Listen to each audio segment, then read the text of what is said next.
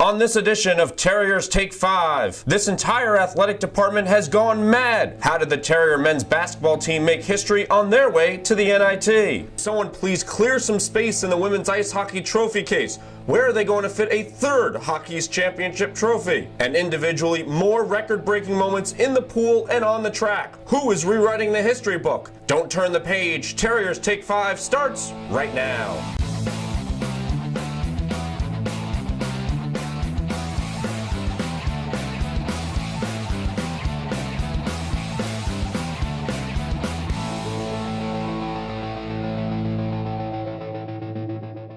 Welcome everyone to Terriers Take 5. I'm Brian Moore. Summing up an entire month of postseason in just a 5-minute show can be a daunting task, almost as much as maybe winning a conference championship.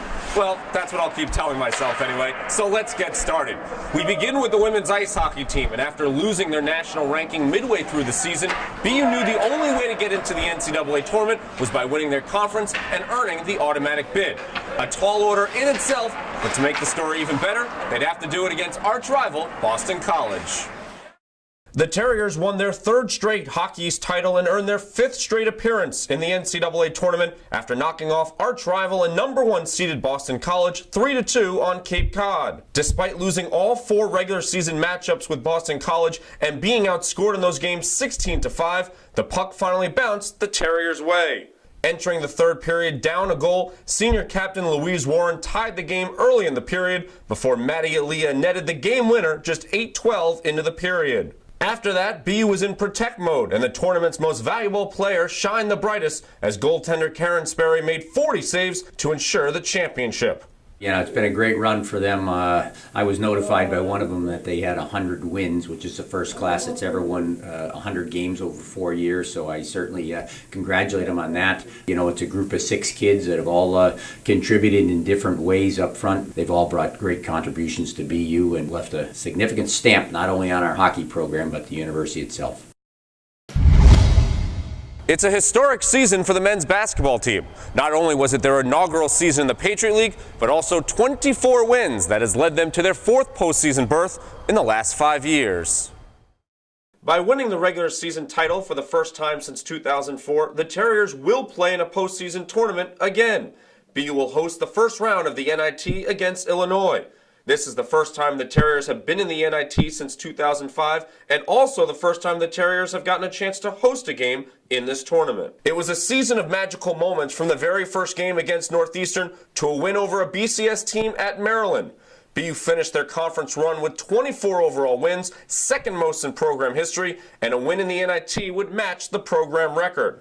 In their first season in the Patriot League, the Terriers won 15 conference games, introducing themselves as a potential powerhouse for years to come. Well, with all this talk about championships and titles, you can't forget about the individual accomplishments either. Sophomore Stephanie Nasson of the women's swimming and diving team earned herself a trip to Minnesota to compete in the NCAA championships. Nasson will be the first Terrier in 4 years to qualify, as she'll debut in the 500 and 1650 meter freestyle races. She won the Patriot League title in those 2 events while setting a new school, league, and meet record in the latter.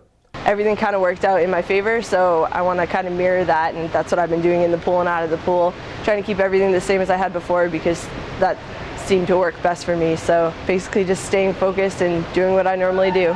Nasson broke her own school record she had set a year ago in those 2 events and was named Swimmer of the Meet at the Patriot League Championships.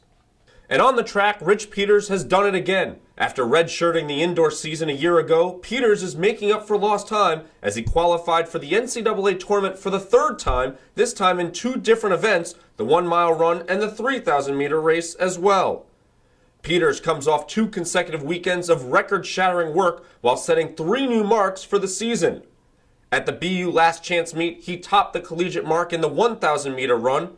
He then broke his own mile mark at the David Henry Valentine Invitational, and prior to that, set a new BU standard in the 3,000-meter run at the John Thomas Terrier Invitational. Peters, along with teammate Monica Adler, both earned first-team All-American honors following the indoor season.